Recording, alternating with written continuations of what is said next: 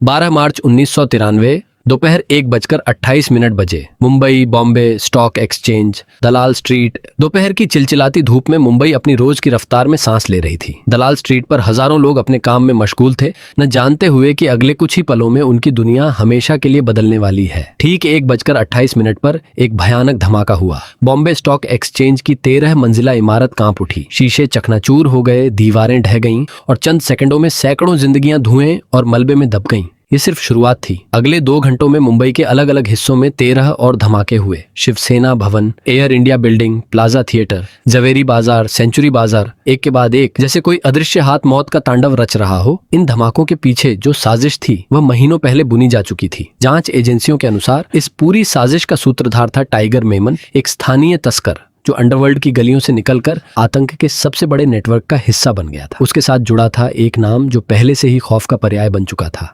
दाऊद इब्राहिम। जांच एजेंसियों की रिपोर्टों के मुताबिक दिसंबर 1992 और जनवरी 1993 में हुए सांप्रदायिक दंगों के बाद बदले की आग में इस साजिश की नींव रखी गई। हथियार और विस्फोटक समुद्री रास्तों से गुजरात के तटों पर उतारे गए, फिर ट्रकों में छिपाकर मुंबई लाए गए। RDX, डेटोनेटर, हथगोले, मौत का पूरा सामान चुपचाप शहर की रगों में उतार दिया गया। धमाकों के बाद मुंबई की सड़कें जैसे जम गईं। हर तरफ चीखें थीं, धुआं था और वह खामोशी जो सिर्फ मौत के बाद उतरती है। अस्पतालों में लाशों की कतारें लग गईं। कुल 257 लोग मारे गए और 700 से ज्यादा घायल हुए। यह भारत के इतिहास के सबसे भयानक आतंकी हमलों में से एक था। एक ऐसा जख्म जो आज भी शहर की यादों में ताजा है। धमाकों के तुरंत बाद जांच एजेंसियां हरकत में आईं। मुंबई पुलिस और CBI की टीमों ने रातों रात जांच शुरू की। सबूत जुटाए गए, गवाहों के बयान लिए गए और धीरे धीरे साजिश की परतें खुलने लगीं। लेकिन इस बीच टाइगर मेमन और उसका पूरा परिवार पाकिस्तान भाग चुका था। दाऊद इब्राहिम पहले से ही देश छोड़कर दुबई और फिर कराची में जा बसा था। जांच एजेंसियों के लिए यह एक बड़ी चुनौती बन गई। मुख्य साजिशकर्ता देश की सीमाओं के बाहर थे, कानून की पहुंच से दूर। फिर भी भारतीय जांच एजेंसियों ने हार नहीं मानी। सैकड़ों गिरफ्तारियां हुई, हजारों दस्तावेज खंगाले गए और एक लंबी कानूनी लड़ाई शुरू हुई जो सालों तक चली। टाड़ा अदालत में यह मुकदमा भारत के इतिहास के सबसे लंबे और सबसे जटिल मुकदमों में गिना गया। कई आरोपियों को उम्र कैद की सजा सुनाई गई, कुछ को फांसी की सजा मिली और यह मामला आज भी न्याय व्यवस्था के इतिहास में एक मिसाल के तौर पर दर्ज है। लेकिन जो सवाल आज भी अनुत्तरित हैं, वे कहीं ज्यादा गहरे हैं। दाऊद इब्राहिम आज भी फरार है। माना जाता है कि वह पाकिस्तान में शरण लिए हुए है। टाइगर मेमन का भी यही हाल है। दोनों भारत के मोस्ट वांटेड अपराधियों की सूची में सबसे ऊपर हैं। 3 दशक बीत चुके हैं लेकिन न्याय